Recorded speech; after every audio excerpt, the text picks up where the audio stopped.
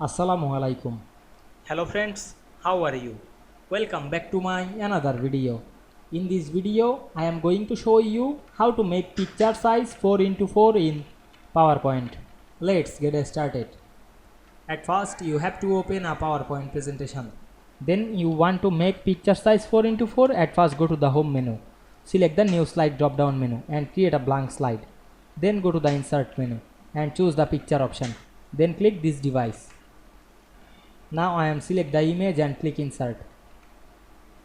Then choose the image and go to the format menu. Then select the size and position option.